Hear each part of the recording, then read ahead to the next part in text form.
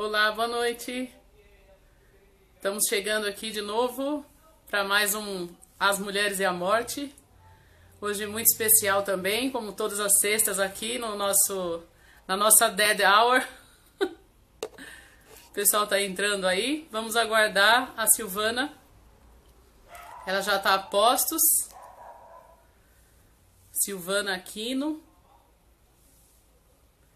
Já já ela entra aqui.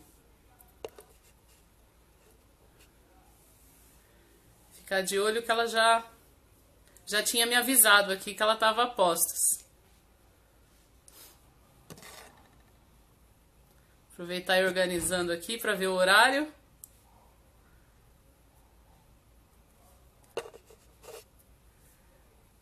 E aí, pessoal, tranquilo?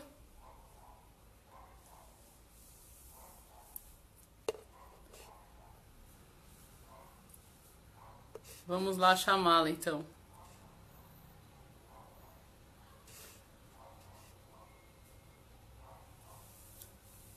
Esperando aqui.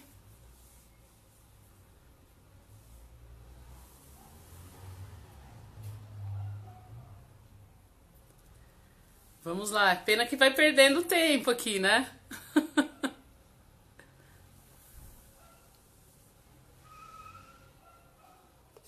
Vamos lá.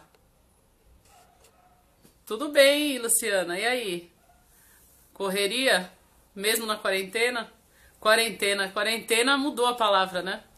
Antigamente, quarentena de 40 dias, ó, a Silvana entrou aqui.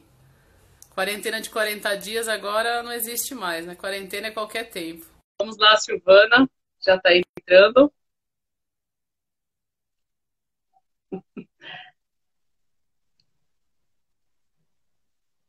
Olá, boa Ai, noite.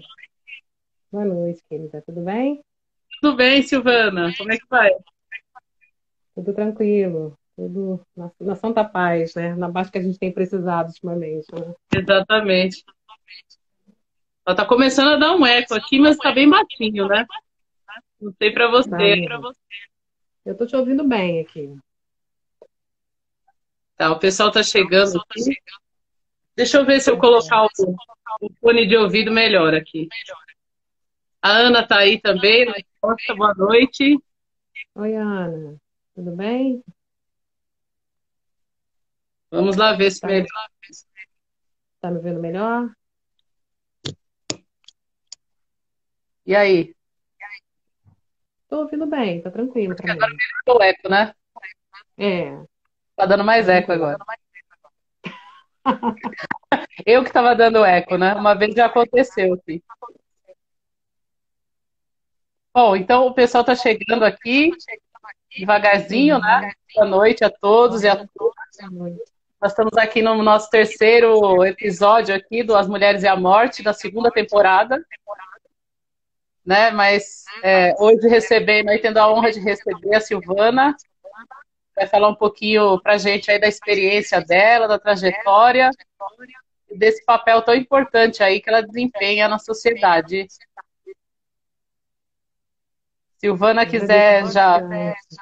Sim, eu vou me apresentando então, enquanto a gente vai iniciando essa conversa. Quero te agradecer pelo convite, Eu que agradeço, pela agradeço. oportunidade e dizer que para mim é muito gratificante, né, poder falar do trabalho que eu faço, né, não faço sozinha, é um trabalho que é feito a muitas mãos, né, com a participação de muitas pessoas, né, e que tem, de certa maneira, o mesmo objetivo, né, que eu tenho, né, que é entender como é que a gente pode fazer diferença na vida das pessoas pela estratégia de um cuidado compassivo, né, dentro de uma condição de saúde e de vida que muitas vezes vai ser necessária uma intervenção bastante cuidadosa e atenta, né, numa fase da vida em que a gente experimenta a nossa condição de vulnerabilidade, né, que é a doença grave.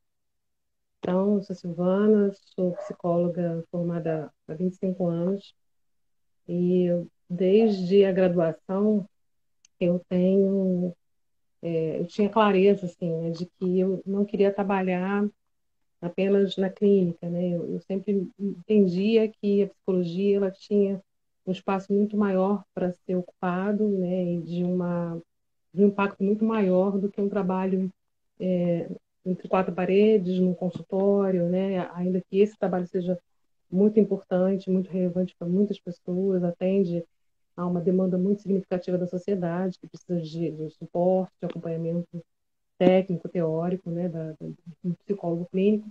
Mas eu entendia que o sofrimento ele pode alcançar tamanhos incomensuráveis, assim, né? E a partir do sexto período da graduação, eu me dei conta disso com uma professora que eu tive de psicologia hospitalar. O nome dela era Shirley Jório, perdi ela de contato, mas eu nunca esqueci o nome dela, né? Porque ela foi a primeira pessoa que me inspirou a pensar o papel do psicólogo dentro de um ambiente institucional na área da saúde, próximo a uma situação de tamanho sofrimento que é o adoecimento, né? E ali eu falei, bom, acho que é isso que eu quero para mim, mas depois segui outros caminhos, né? Fui buscando outros espaços de atuação. E aí terminei a graduação, fiz uma pós-graduação em sexualidade, que é uma outra área que eu gosto bastante, e trabalhei com isso durante um bom tempo na clínica, né? Fiz mestrado em sexologia, mas sempre ficou comigo aquela ideia de que eu tinha que trabalhar no campo da psicologia hospitalar, né? Trabalhando junto a pacientes. Não tinha uma clareza exatamente de que perfil de paciente seria esse, mas eu pensava muito no ambiente do hospital, de todas as situações enfrentadas por quem atravessa um processo de adoecimento. E aí, quando foi em 2004, eu fiz uma prova para o Instituto Nacional de Câncer, aqui no Rio, para fazer uma especialização em psicologia e oncologia. Não era uma área, a princípio, eleita como a área que eu gostaria de trabalhar, mas foi a área em que eu tive a oportunidade de fazer a formação e eu tinha clareza que só era possível atuar nisso se eu tivesse uma formação parruda, consistente, né? E aí dali foi um divisor de águas, né? De 2004 para cá foi o meu grande encontro com a psicologia hospitalar no cenário da oncologia e a partir de 2005, mais especificamente no cenário, no contexto do cuidado paliativo, né? Eu terminei a especialização e em seguida eu entrei para o INCA e fiquei lá por 15 anos, atuando diretamente por 11 anos, né? 15 anos é o tempo que eu tenho de contato com essa área. Por 11 anos eu atuei na unidade de cuidados paliativos do INCA e ali foi a minha grande escola. Eu diria a você que foi o lugar onde eu mais aprendi, né? E acho que esse aprendizado ele me acompanha e tem sido para mim o meu grande orientador, o demarcador dos meus passos, assim, né? Nas minhas atividades atuais, né? E hoje não trabalho mais no INCA, mas continuo trabalhando na oncologia e, mais recentemente, resgatando um pouco desse contexto do cuidado paliativo também, né, no setor privado, né? Eu trabalho numa clínica oncológica aqui no Rio e a gente já tem um ambulatório de cuidado paliativo atuando, né, já em execução, funcionando. E essa é a grande paixão que eu tenho, né? Eu acho que é um momento da vida em que a gente se dá conta do que a vida é, né? É um momento em que a gente se Sim, dá conta do que de fato a gente está fazendo aqui, né? E o que a gente pode fazer com essa história que é a vida, né? Então, essa é um pouco a história, né, que eu tenho, também em função disso, entendendo que apenas a assistência ela não é suficiente, né, para dar conta das demandas, né, de pessoas que precisam de serem cuidadas em situações de ameaça à vida. Eu comecei a atuar também na área de ensino, né, então eu sou professora de graduação e de pós-graduação na área de cuidado paliativo. E é também um lugar onde a gente se abastece, onde a gente se aperfeiçoa, quando a gente encontra, né, pessoas também desejosas por esse saber, por esse conhecimento, e onde a gente consegue, então, se atualizar, né, refinar a nossa prática, refinar teoricamente aquilo que pode ajudar a fazer um trabalho melhor, a produzir um trabalho melhor. Então, é um pouco nesse contexto que eu me insiro, né, atuando na assistência e atuando no ensino. E agora, mais recentemente, me animei para voltar para o campo acadêmico e estou pensando aí no doutorado como uma próxima etapa da vida, considerando que a gente está num momento muito incerto, né, com É, uma relação muito diferente com o tempo, com as coisas, né? Então eu pensei que talvez coubesse, né, nesse momento, pensar o doutorado como uma possibilidade de aprofundamento, né, de pesquisa, né, e também de contribuição, né, para o cenário do cuidado paliativo no Brasil. Então é só uma apresentação assim inicial do que certo. eu faço, do que eu gosto de Eu fazer. vejo que você, pelos comentários que teve durante a semana, você inspirou e inspira muita gente, né, no ramo aí, né, o que está envolvido com de alguma forma, com esse assunto da morte ou da finitude, né? Então, Uhum. a Ana Costa mesmo é uma que falou, né, a Márcia do Histórias da Morte, que ela não apareceu ainda, mas acho que ela trabalha esse horário, né? Sim. É, É, não tem muita formação, que eu, pelo menos, vou falar da minha ignorância aqui, né? Assim, não tem muita área para formar pessoas nesse assunto, né? Dos cuidados paliativos, ou já cresceu muito já? a gente, na verdade, a gente tem no Brasil, muito recentemente, alguns espaços de formação que se constituíram como especialização, pós-graduação de modo geral, especialização em cuidados paliativos, e normalmente os cursos eles têm um caráter muito profissional, até porque, de fato, não há como se pensar numa prática tão abrangente que considera tantos aspectos do sofrimento sem entender que ela é uma área que muitos especialistas estão envolvidos, né? Então, aqui no Rio, a gente tem alguns cursos já acontecendo, em outros estados do Brasil também, a gente tem cursos que já estão estruturados, já tem alguma caminhada, mas, de fato, ainda é uma área que precisa avançar em muitos aspectos. Aqui no Rio, por exemplo, a gente tem um núcleo do Einstein, a gente tem o curso que eu faço parte, né, que é no Américas Oncologia, no Américas Instituto COI, que é um curso de aperfeiçoamento em cuidados paliativos, um curso privado, né, no Einstein também. E a gente tem um núcleo que surgiu no ano passado, e que eu acho que é extremamente importante e relevante falar, que é o curso da Fiocruz, de cuidados paliativos, né, que é capitaneado pelo Hernani Mendes, que é fisioterapeuta, né, e que tem uma grande atuação no cenário do cuidado paliativo aqui, ele é do INCA, e fez doutorado na área de bioética. A gente tem o curso da EKR, né, com o Rodrigo Luz, que agora está montando um curso avançado de tanatologia e cuidado paliativo. Então, assim, as pessoas que estão envolvidas, né, com esse trabalho, elas começam também a entender que não basta que a gente se organize como equipe assistencial, a gente precisa aumentar, né, os esforços e, de alguma forma, promover espaços de formação que possibilitem que outras pessoas interessadas no tema, que a gente tem visto, né, o interesse crescendo gradativamente nesse tema, e isso é muito importante no sentido de se entender que só se faz um bom cuidado paliativo com uma boa prática que começa com uma boa formação. Não dá para pensar o cuidado paliativo como algo que se faz por generosidade, né?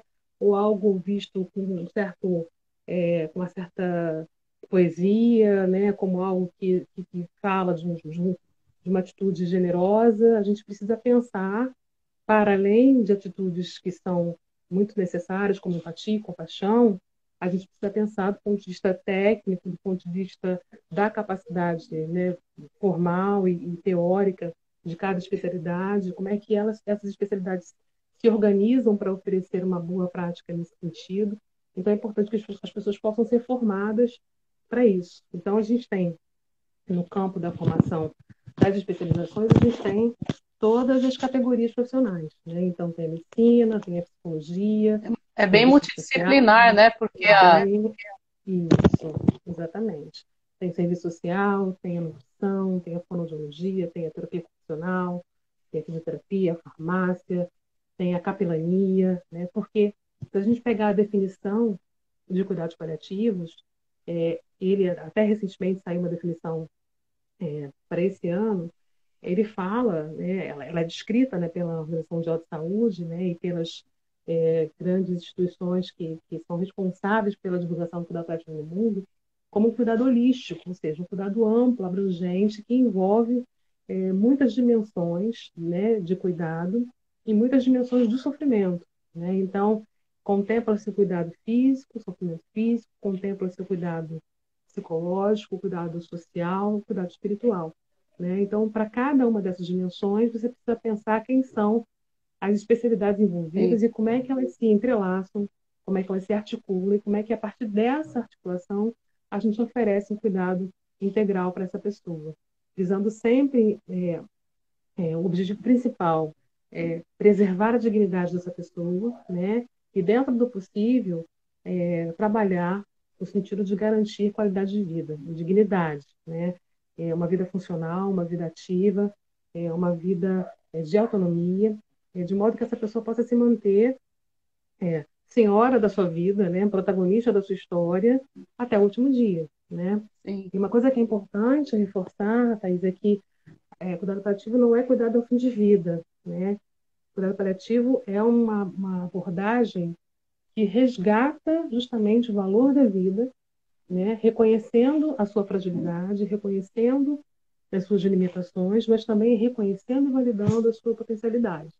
E de que maneira que, durante um percurso de uma doença grave, no meu caso especificamente, a oncologia, em que eu trabalho, mas o cuidado paliativo ele se estende para diversas outras doenças que são crônicas, degenerativas e progressivamente incuráveis, e que as pessoas vão precisar de muito suporte para poder conviver e manejar com os sintomas que elas vão causar.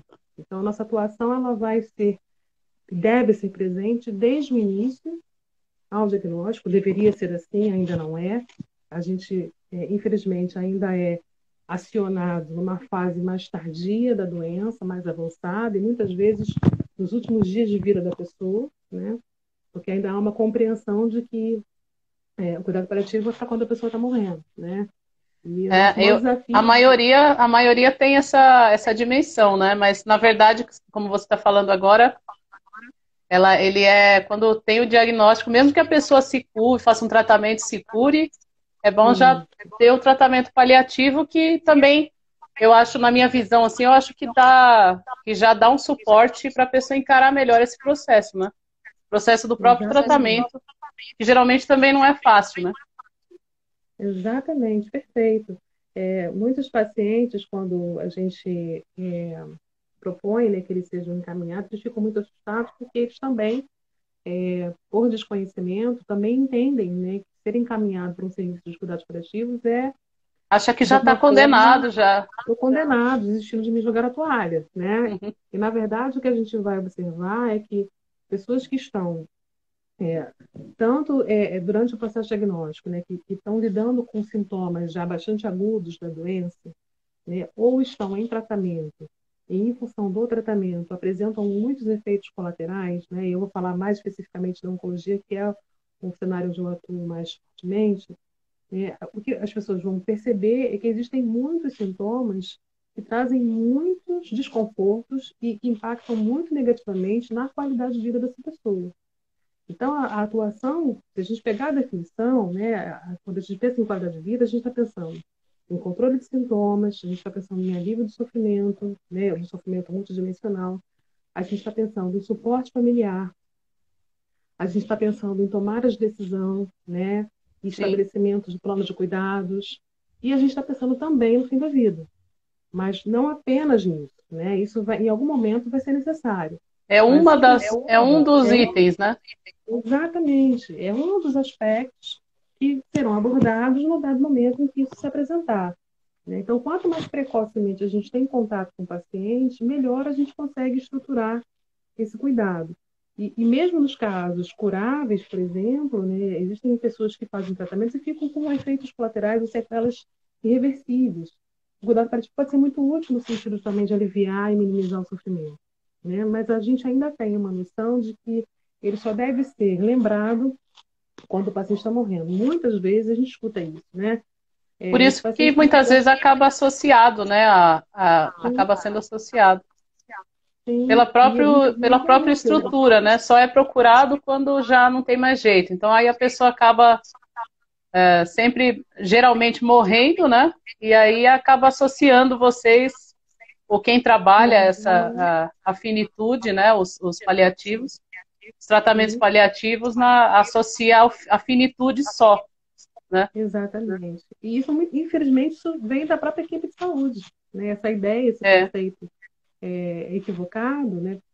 Pelo desconhecimento, pela dificuldade de se abordar o tema da finitude, né? Que eu acho que essa é a grande questão que está por detrás, né? Dessa dificuldade de se sim, compreender o conceito de cuidados paliativos, é porque no final da história a gente tem muito medo de abordar a questão da morte, né? É algo que é, nos apavora sobremaneira porque fala dessa expectativa de ruptura, né? Nós estamos todos a caminho dela, todos na isso. direção desse momento, né? Então as pessoas evitam e fantasisticamente entendem que se não falarem no assunto, elas não vão morrer.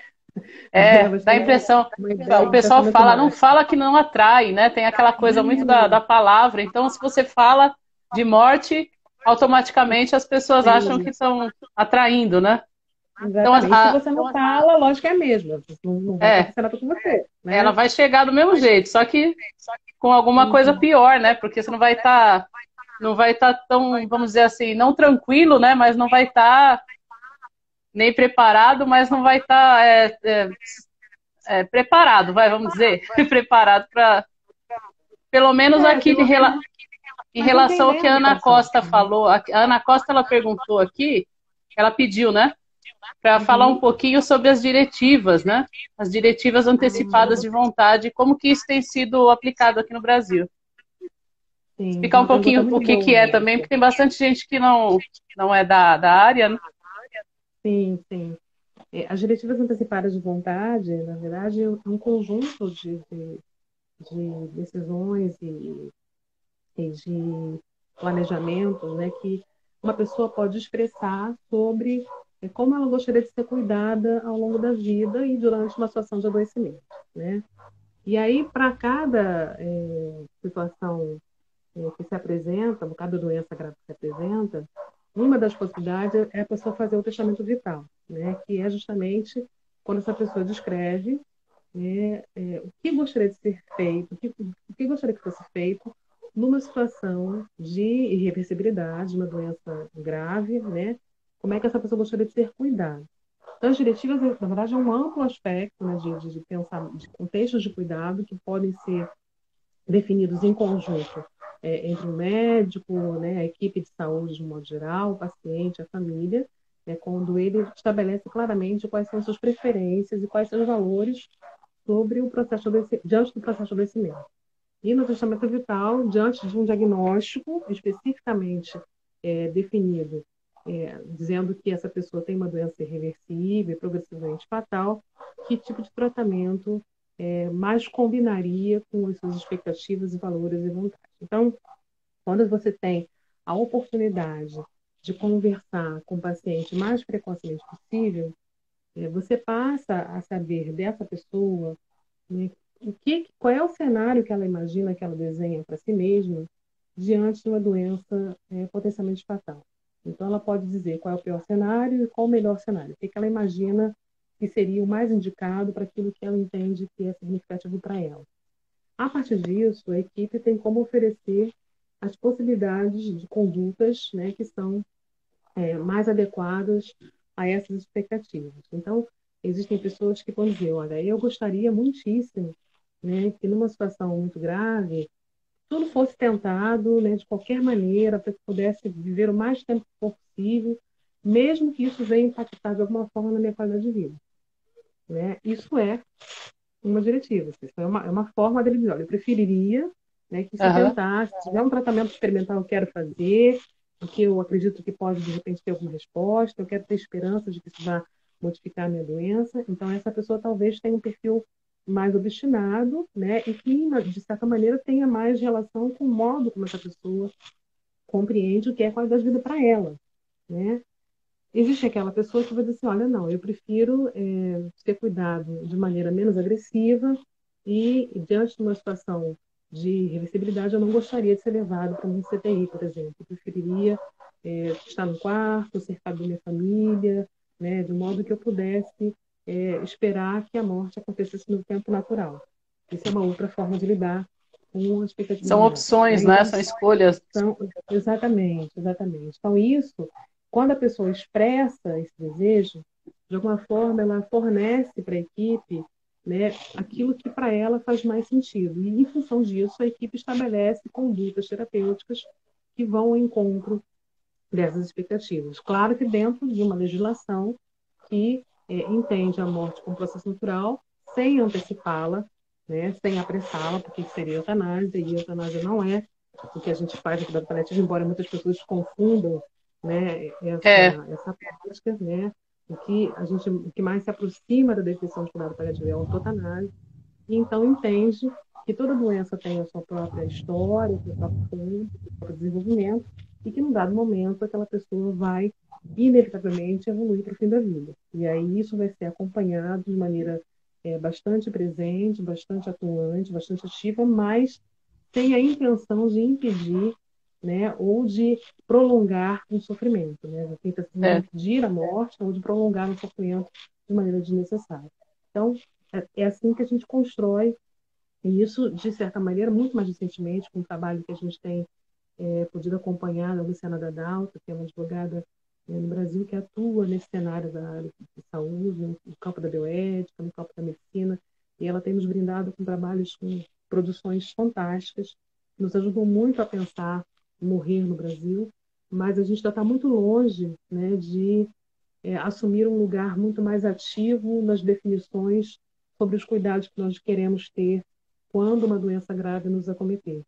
O que a gente tem observado é que, em função da pandemia, esse tipo de assunto tem sido mais discutido nas rodas, as pessoas têm pensado mais, especialmente pelo inesperado, né, do modo como a Covid pode se desenrolar, né, muitas vezes na sua forma mais grave, levando à morte, né, então levando a um sofrimento excruciante. Isso tem feito as pessoas refletirem mais sobre como elas prefeririam morrer diante de uma situação irreversível, né? Então, isso, por conta da pandemia, talvez tenha sido discutido mais claramente, mas ainda está muito longe de ser uma discussão aberta, honesta, transparente, uma roda de amigos, um jantar na família, ainda é um papo que as pessoas evitam o máximo que elas podem. É um trabalho que, igual eu vi algumas lives que você participou lá no Infinito, né? E eles Uhum, têm vários projetos nesse sentido, para sim, trazer a discussão, né, o tema, a morte. Tem um isso. jantar, né, se eu não me engano.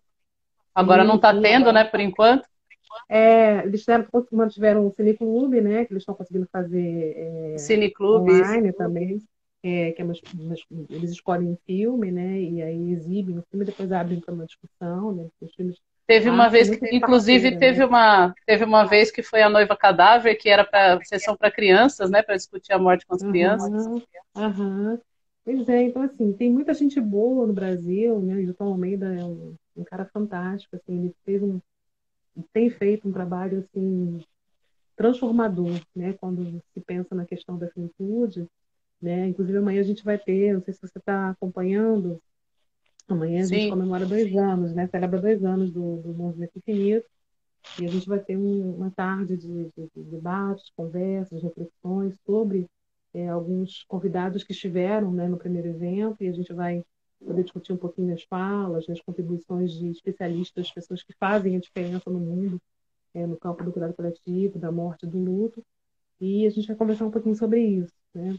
Então, assim, são essas iniciativas que têm, de alguma maneira, provocado, né, um pouco a reflexão da sociedade, mas ela ainda alcança um número pequeno de pessoas. Pensando no Brasil como um país continental, sim. a gente sabe que ainda há muita coisa para se fazer, né? Especialmente porque, para a gente pensar em aspectos para além do adoecimento, no sentido do que a doença provoca, a gente tem que pensar também quem são as pessoas que adoecem. E aí a gente entraria em questões que estão para além do aspecto clínico do adoecimento, né? Mas das agravantes que, de alguma forma, permitem que algumas pessoas tenham acesso a um tratamento adequado, digno e que impede que outras pessoas tenham. Então, a gente está falando dos grupos vulneráveis, das populações que não tem o seu direito à saúde, o seu direito ao cuidado assegurado, né? População negra, população indígena, população ribeirinha,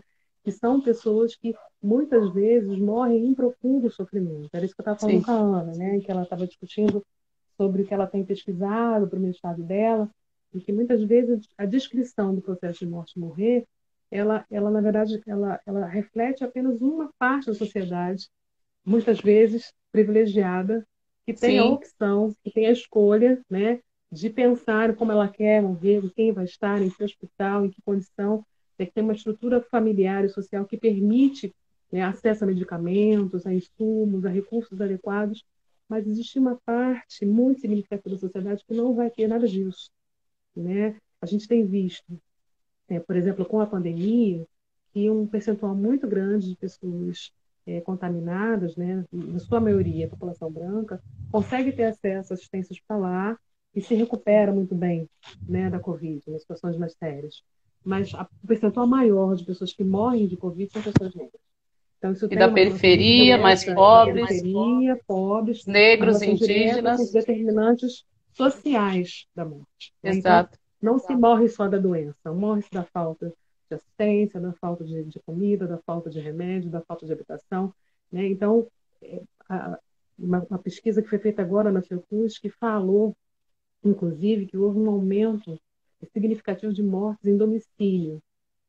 Você pode ter certeza que essas pessoas morreram em casa não foi porque elas escolheram. Elas morreram em casa porque elas não Exatamente. tiveram acesso adequado à assistência, né? Então, ainda tem esse outro aspecto que a gente precisa considerar, né? Então, há muito trabalho para ser feito, né?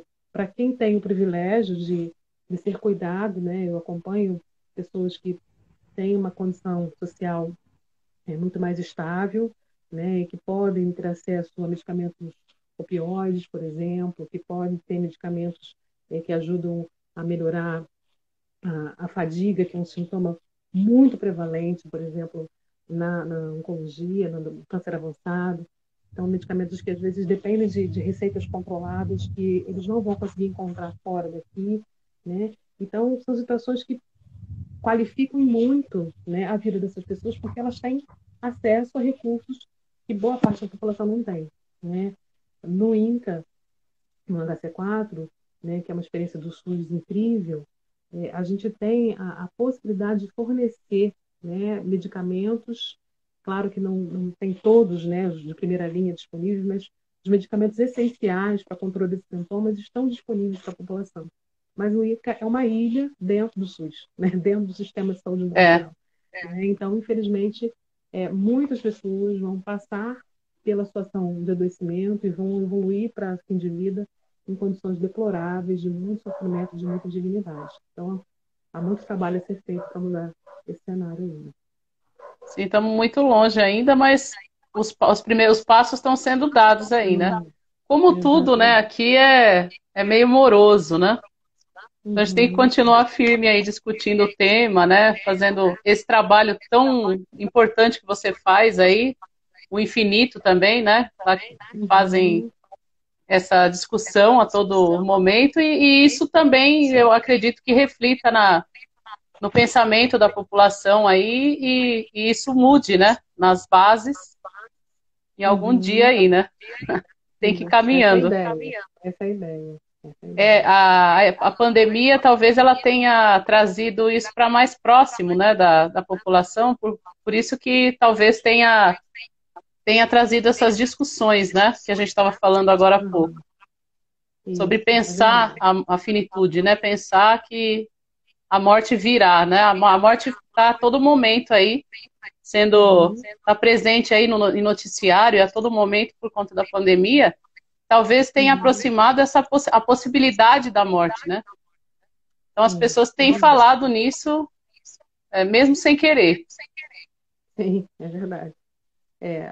Antes, é interessante que a gente vê no noticiário, né, quando as pessoas conseguem se recuperar da Covid, né, e embora seja, quer dizer, quando a gente pensa na intenção, né, da equipe quando faz isso, a gente sabe que a intenção é celebrar aquela vida, né, mas aquelas plaquinhas que as pessoas saem carregando, às vezes, na cadeira de rodas, né, eu venci a Sim, Covid, né, Eu falei, engraçado, a Covid está ocupando o lugar do câncer, né? Eu venci o câncer, né? É, Isso me incomoda um pouco, né? E naturalmente não porque aquela pessoa sobreviveu e porque ela conseguiu se recuperar. Naturalmente eu fico muito feliz de saber que pessoas se recuperam e têm a possibilidade de viver mais e melhor, mas me incomoda um pouco pensar que isso é compreendido como uma vitória, como se houvesse um perdedor e um ganhador, né?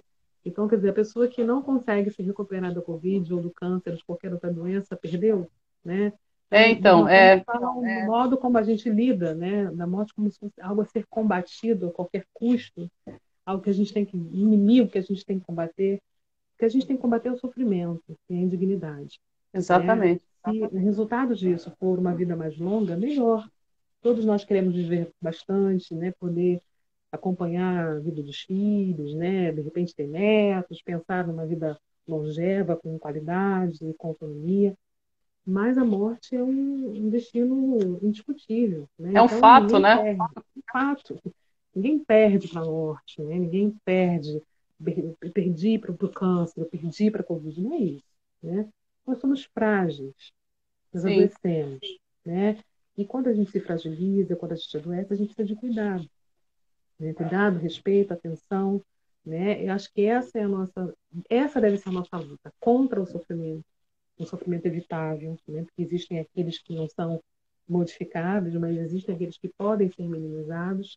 Então, nossa tarefa é poder atuar no sentido de minimizar o sofrimento, aliviar o sofrimento, de promover qualidade de vida, né? Mas vencer ou perder não é algo não é uma linguagem que não acho está que em tem que ser questão, falada. né? Vencer ou perder. Exatamente, não A está aí. questão, acho, maior é vencer, é passar por isso com dignidade, né? Como você falou logo no início, Sim, né? E com o sim, mínimo de sofrimento para os perfeito. familiares e para a própria pessoa que está passando por isso.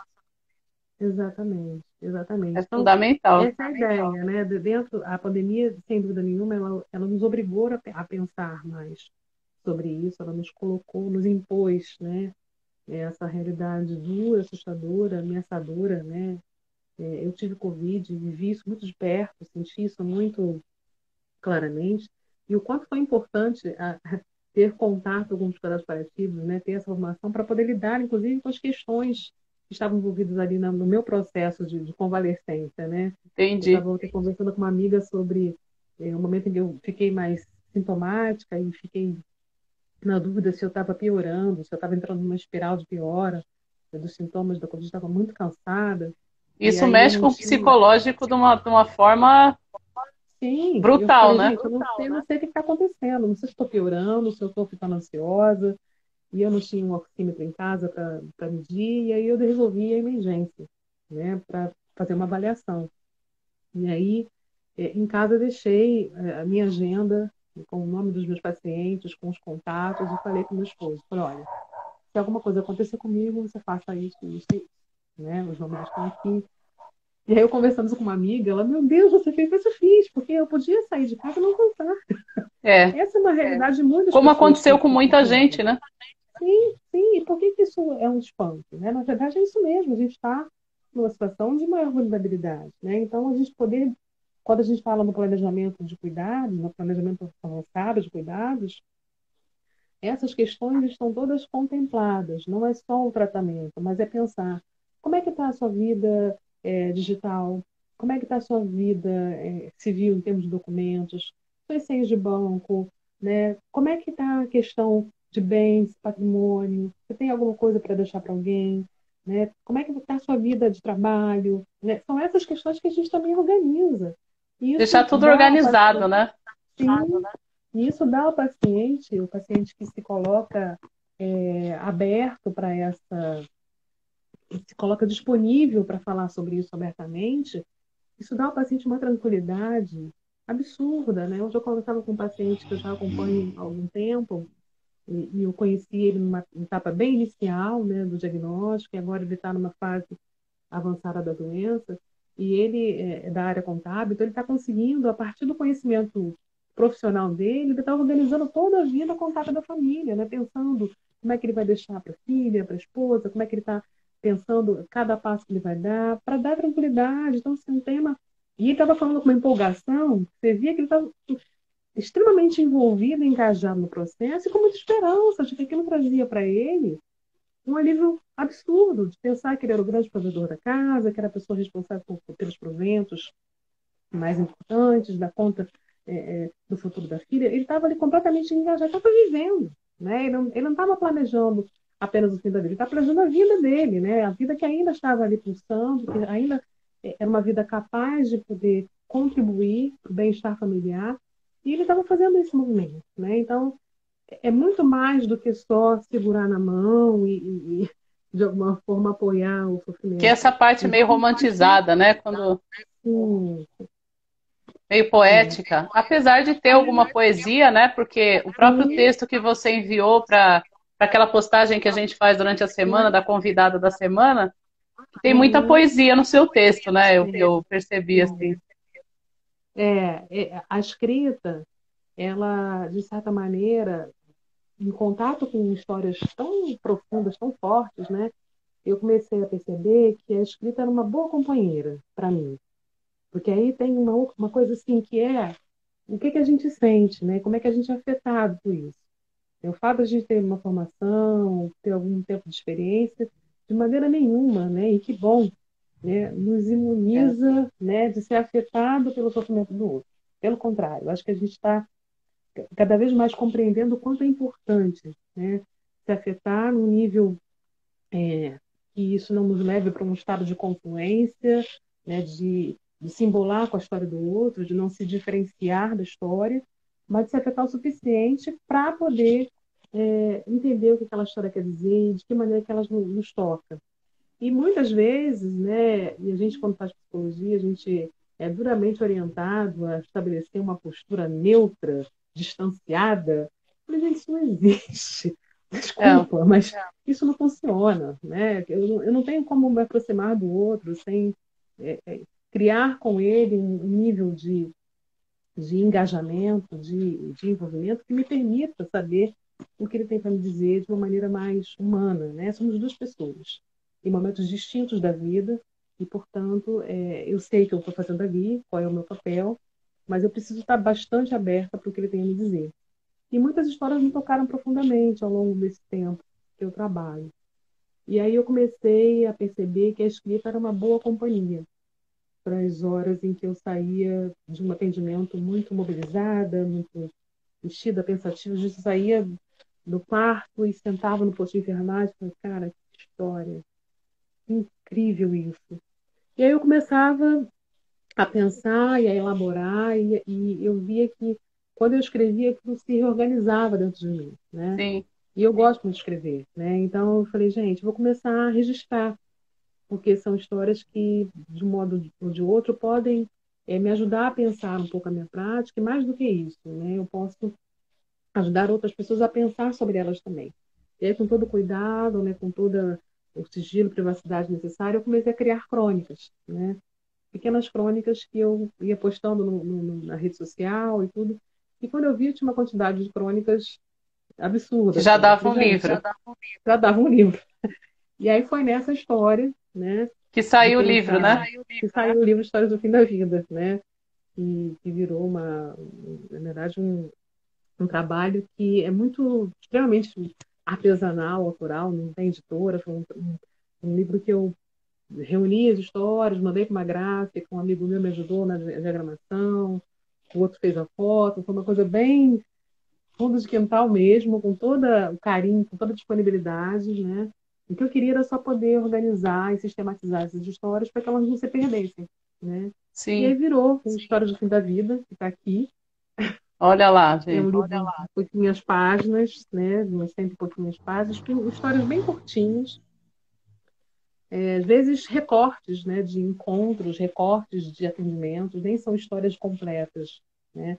Às vezes, de um dado momento do atendimento, alguma coisa acontecia que eu falava, nossa, isso é incrível, eu preciso escrever isso. E aí eu pegava aquele pedacinho daquele recorte, registrava e guardava comigo, né? Então, virou Histórias do Fim da Vida. Ele E, está disponível para a gente comprar pela internet?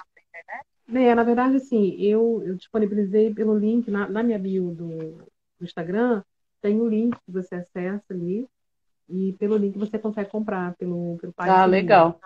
E aí, quem tiver interesse em comprar e adquirir, eu estou com uns 20 exemplares em casa só, porque acabou que com essa história da pandemia eu não mandei fazer mais, não sabia como é que vocês iam ficar, mas ainda tenho 20 exemplares em casa.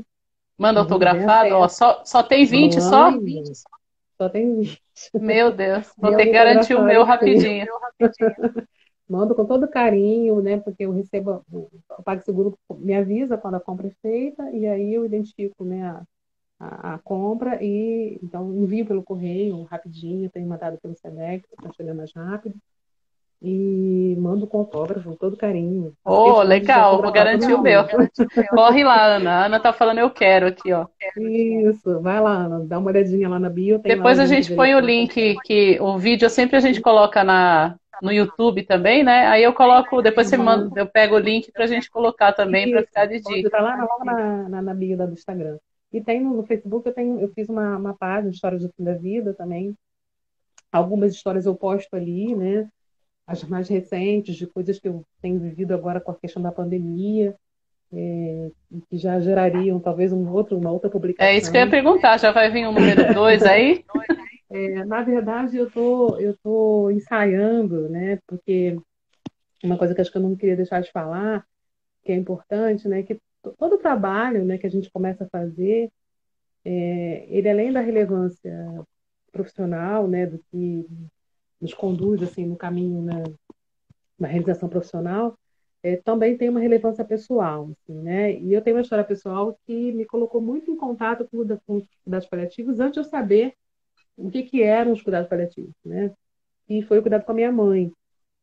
Minha mãe teve doença de Alzheimer, né? E foi uma, uma situação que se estendeu por quase 30 anos, né? Ela começou, o diagnóstico dela foi bastante precoce e eu aprendi muito do que eu sei na prática do cuidado com ela, né? E depois, naturalmente, esse aprendizado foi sistematizado, né? Eu fui entendendo, nomeando as coisas, entendendo exatamente o que estava acontecendo naquele ambiente de cuidados que ela precisou.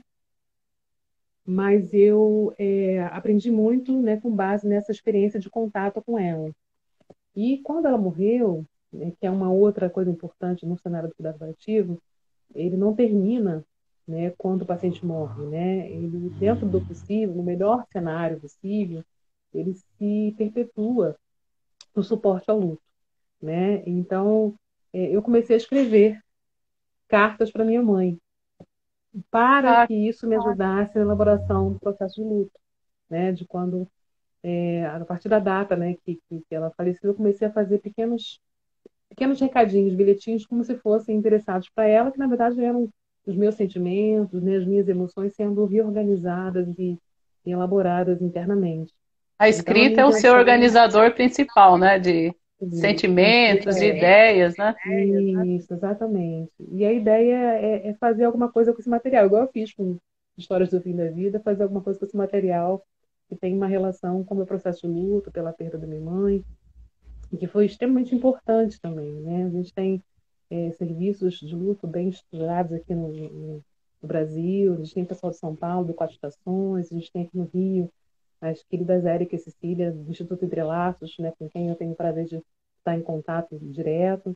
A gente tem espaços, né, que também compreendem a importância do suporte após a morte, né? Depois que aquela pessoa se vai, né, nós que ficamos, né? Como é que a gente reorganiza a vida? Como é que a gente segue adiante diante daquela perda, diante daquela ausência, né? Então, isso é um outro aspecto importante que dentro do cuidado paliativo a gente procura contemplar, né? O suporte após o óbito, né? É Que é bem alguma coisa que abrangente, né? fala Então, de uma continuidade do o vínculo, né? alcance, o alcance é muito grande, né? Dos cuidados paliativos. Muito, muito grande mesmo, gente. Porque às vezes Eu mesma falta, não tinha né? noção, assim, eu falei que ia aprender muito com você aqui hoje. Eu mesma não tinha Uhum, noção de muita coisa que você falou, né? Aí, porque fica um lugar comum, né? As pessoas falam, mas falam pontualmente. Então tem que uhum. conversar com quem está dentro, né? Quem conhece mesmo. Nós E acho que a temos gente está sempre 10 aprendendo, minutos né? aqui. Ih, É, para nós acabar. temos 10 minutos Passa tão só para rápido. você saber, assim. É muito rápido. Sim, Só para saber que a gente tem 10 minutinhos, dá para falar bastante coisa ainda, dá para a gente falar bastante coisa. sim, sim. Se tiver alguma pergunta que você queira, de É, repente, a Márcia, que chegou fazer, agora, do História da Morte, está mandando um beijo aqui para você. para você, Márcia. Obrigada, viu? Acho que É, tinha mais a assim, pergunta da Ana, né? das Ela diretivas, tá, né? Das diretivas, aham, diretivas antecipadas no sim, caso. e as Porque, pessoas que estão comentando acerca desse assunto, né? Que é muito pouco falado, muito pouco discutido ainda e sim, necessário, né? o que eu, na verdade, sonho, né, é que a gente consiga que os cuidados paliativos eles possam ser oferecidos nas graduações, né, que Sim, antes mesmo da formação profissional, que isso já seja incluído na já grade parte do curricular. currículo, né? Exatamente. Eu acho que essa é a batalha principal. A gente já tem no Brasil alguns movimentos de ligas, né, de estudantes de medicina que se organizam porque percebem a necessidade de criar espaços de reflexão sobre a morte, porque se sentem muito impotentes e muito cobrados diante de um desempenho que ainda faz com que muitos médicos acreditem que a sua função é sempre salvar vidas. E isso gera um É, sofrimento muito intenso. E uma parte importante desse processo do cuidado paliativo, que a gente entende que é muito relevante dizer, é que não há cuidado paliativo possível feito com responsabilidade, com segurança, que a gente não puder considerar um espaço de cuidado para quem oferece cuidado paliativo. Ou seja, eu sim, é. vou me tornar incapaz de cuidar de alguém se eu não for capaz de cuidar de mim, né? Se eu não tiver dispositivos pessoais ou institucionais, ferramentas que possam ser pensadas para o autocuidado ou para o cuidado que é oferecido à equipe multiprofissional. Então, essa talvez seja uma das maiores, um dos maiores gargalos, uma das maiores deficiências no percurso do profissional de saúde. A gente tem visto aí o quanto que as pessoas têm sofrido, o quanto os profissionais de saúde vêm adoecendo fortemente com a questão da pandemia, porque estão lidando com situações de sofrimento, com situações de privação, né, de famílias que não podem se despedir, né, de pacientes que percebem que estão piorando e que não têm a oportunidade de falar com seus familiares. E muitas vezes é o profissional de saúde que vai cumprir também o papel de mediar, né, de permitir essa interação entre paciente e família. E a gente tem visto um emprego é, da tecnologia, né, de tablets, de celular, como sendo o caminho, a ponte possível para a comunicação desse paciente com suas famílias. E quando esse paciente vai ser entubado e tudo mais e não sai daquela situação e vem a falecer, o profissional que acompanhou todo aquele processo, que presenciou o sofrimento, ele também está destruído, né? Então, a gente tem visto cada vez mais, se faz necessário, cada vez mais urgente, que tantos profissionais se deem conta, né, da sua necessidade de ser cuidado e de criar estratégias cotidianas de autocuidado, de reservar um tempo para si mesmos, quanto, pensando um pouco nos serviços de saúde, nas instituições, quanto que é importante os gestores, os coordenadores entenderem que esse profissional precisa ser cuidado também. Então, espaços de descompressão, espaços de reflexão, espaços de roda de conversa, né? Tempo para poder chorar o luto do seu próprio paciente, porque a gente também sofre quando o paciente morre, né? Sim, é. Então, dentro dessa ideia do cuidado paliativo, né, que se estende agora para a situação da pandemia, é muito importante que quem cuida, né, quem tem contato direto com o sofrimento, também possa ter contemplado o seu sofrimento. Essa é uma questão que eu acho que é fundamental, que me chama a atenção, sobre a qual eu tenho procurado debruçar bastante, porque eu tenho atendido muitos profissionais de saúde na clínica, no consultório, né? Assim, nunca tive tantos profissionais de saúde como pacientes, né? Isso é um movimento que tem crescido, porque as pessoas têm buscado realmente esse apoio, porque se percebem frágeis, se percebem inseguras, se percebem sem recursos emocionais, internos, para lidar com o sofrimento do outro, E né? ainda Então, isso bem que já é tem um... buscado, né? É um bom sinal que Sim, eles têm procurado. sim, sim. Existe. Existem espaços que têm se preocupado com isso. O Rodrigo Luz na EKR tem feito um trabalho muito interessante nesse sentido, de oferecer espaços de acolhimento de profissionais de saúde, para pensar um pouco, né, as questões da contratransferência, as questões relacionadas ao que está inacabado em você que te permite, que te impede de cuidar adequadamente do outro, né? Então, olhar também para as suas questões, para que você possa ser capaz de olhar para as questões que o outro traz. Então, mais do que nunca, é uma necessidade entender que a gente só dá ao outro aquilo que a gente, de alguma forma, conseguiu dar a si mesmo, né? Então, isso é uma questão que eu acho que é relevante colocar aqui, pontuar, e especialmente quando se fala naquela situação mais dolorosa, né, que dentro dos princípios do cuidado paliativo a gente entende que é que vai nortear todo o processo, que é a questão da comunicação, né, especialmente da comunicação da notícia difícil, né? Então, o quanto que isso impacta Sim. fortemente a vida de quem escuta, mas também a vida de quem tem que dar a notícia, que tem que falar que o paciente agravou, tem que falar que o paciente está sendo entubado, que o paciente morreu. Quanto que é necessário que as pessoas possam realmente prestar atenção nessas necessidades, né? Nessa fragilidade que essa situação nos coloca. Que em geral as pessoas não, no momento elas não percebem que aquela pessoa, até esquece que aquela pessoa é outro ser humano, né? O profissional que está lá, que também tem as Exatamente. suas fragilidades.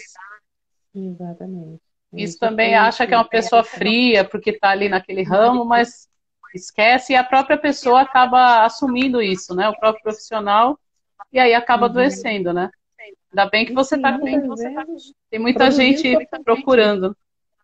Sim, tem gente procurando, e muitas vezes entender que esse sofrimento que é meu, que eu não cuido, pode se tornar uma arma muito perigosa, no sentido de produzir sofrimento no outro. Se eu não lido bem com as minhas questões, muito possivelmente eu não vou saber o que fazer com as questões do outro, né? E É, isso vai pode acabar. transformar em outras coisas, né? Em outros Sim, problemas. sim, exatamente, exatamente. Seja de Então, saúde, né? Seja sim, psicológico, seja espiritual até. sim, exatamente. Então, assim, acho que tem muito trabalho, né? Acho que é algo Muito que fala trabalho. muito do quanto da complexidade do cuidado, né?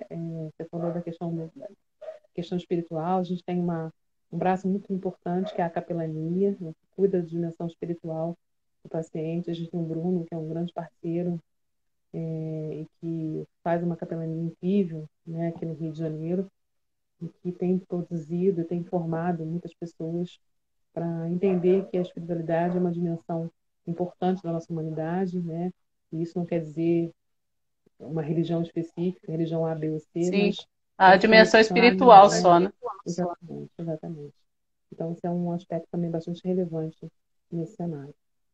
É, a Então, Márcia se a está gente ainda dizendo tem aqui, é tempo, importante a gente levantar todas as bandeiras que norteiam a morte, né? Que é para tratar esse sim, assunto de forma holística, como você mencionou o termo, né? exatamente, é fundamental, né? A gente não vai resolver todas as questões de uma vida inteira, né? Muitas vezes há essa ideia de que a gente vai conseguir fechar todas as lacunas, às vezes não é possível, né? Mas se a gente puder minimizar o sofrimento, vai fazer um grande negócio, né? Sim, faz o possível, né? É fazer o possível, é fazer o possível, Temos né? só um minutinho. A Ana Costa aqui está dando ideia de montar um grupinho da morte aqui no WhatsApp. Ah, Vamos pensar nesse caso aí com carinho, Ana.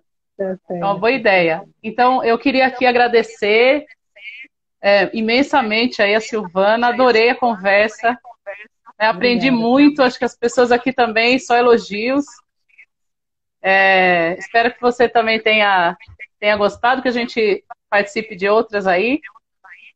Tá Muito certo. obrigada, Silvana. Um abraço a Eu todos e todas que agradeço. assistiram. Um Muito beijo para todo sucesso aí na mundo e sua obrigada. trajetória. Obrigada. Para você também. Obrigada pelo espaço, tá? Um beijo grande Muito para todos. obrigada. Eu que agradeço a sua participação. Obrigada. Um beijo. Nada. Beijo, tchau. Tchau, tchau. Tchau a Tchau. todos.